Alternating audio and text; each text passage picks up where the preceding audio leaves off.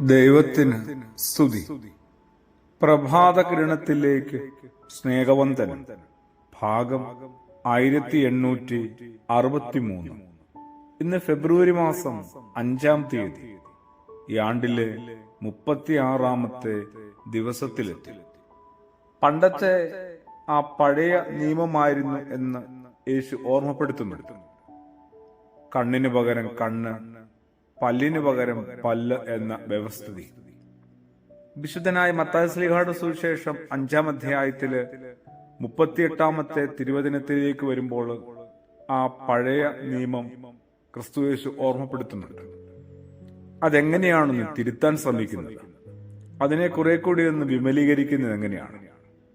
തുടർന്ന് പറയുന്നുണ്ട്, ദുഷ്ടനോട് എതിർക്കരുത്, വലത്തെ ചെകിട തടിക്കുന്നവന് മറ്റേ ചെകിടും കാണിച്ചു കൊടുക്കുക. പകരത്തിന് പകരമെന്നാണ് എല്ലാവരും എല്ലാ കാലത്തും പഠിക്കുന്നതും പകർത്തുന്നതും അടുത്ത തലമുറയ്ക്ക് പകർന്നു നൽകുന്നതുമൊക്കെ. പകരത്തിന് പകരം അതൊരു നീതിയല്ല കേട്ടോ, പകയാണ്. ദുർവ്യാഖ്യാനം നടത്തി നീതിക്കും ന്യായത്തിനും രൂപമാറ്റം പോലും നമുക്കിടയിൽ വല്ലാതെ സംഭവിച്ചു കഴിഞ്ഞു. തനിക്ക് സംഭവിച്ച അതേ ദുരന്തം അയൽക്കാരനും സംഭവിക്കുമ്പോൾ എങ്ങനെയൊക്കെയോ എന്റെ ദുഃഖം പാതിയാവും. ആപത്താണ് കേട്ടോ, വലിയ ആപത്താണ്. തനിക്ക് സംഭവിച്ച അതേ ദുരന്തം അയൽക്കാരനും സംഭവിക്കുമ്പോൾ എന്റെ ദുഃഖം എങ്ങനെയൊക്കെയോ പാതിയായി ചുരുങ്ങുന്നു, ചെറുതാകുന്നു. അത് ആപത്താണ്. തനിക്ക് ലഭിച്ച അതേ സൗഭാഗ്യം അയൽക്കാരന് ലഭിക്കുമ്പോൾ സന്തോഷം വല്ലാതെ നിന്നുപോകുന്നു, നിലച്ചു പോകുന്നു. അപ്പോൾ എല്ലാം മനോഭാവത്തിന്റെ, ആറ്റിറ്റ്യൂഡിന്റെ പ്രശ്നം തന്നെയാണ്. തുല്യ വിപത്ത് വരുന്നത് നീതിയായി നമ്മൾ എങ്ങനെയോ വ്യാഖ്യാനിക്കുന്നു.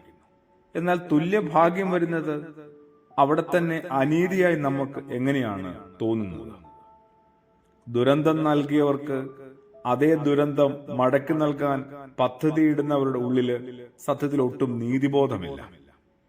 അവരുടെ ഉള്ളില് സ്വാർത്ഥ മോഹമാണ്, പകയാണ്, പ്രതികാരമാണ്. അതുകൊണ്ട് തന്നെ കുറെ കൂടി നമ്മളൊന്ന് ശുദ്ധീകരിക്കപ്പെടണം. പകരത്തിന് പകരം വീട്ടില് അത് ക്രിസ്തുയേശുവിന് നിരക്കാത്തതാണ്. കുറെ കൂടി നമ്മള് മനുഷ്യ ഹൃദയങ്ങളെ ഒന്ന് കാര്യമായി മനസ്സിലാക്കിയിരുന്നെങ്കിൽ, നമ്മളിങ്ങനെ പകയോടുകൂടി ആരോടോ പ്രതികാരം ചെയ്യാനായിട്ട് ഇങ്ങനെ ആലോചിക്കുന്നതിന് പകരം പരസ്പരം മനസ്സിലാക്കുന്നതിന് വേണ്ടി നമ്മളുടെ ആലോചനകളെയൊക്കെ നമ്മളൊന്ന് ചെലവിട്ടിരുന്നെങ്കിൽ, വല്ലാത്തൊരു പകർച്ചവ്യാധി, പകയെന്ന പകർച്ചവ്യാധി നമ്മളിൽ നിന്ന് അകന്നു പോകുമായിരുന്നു.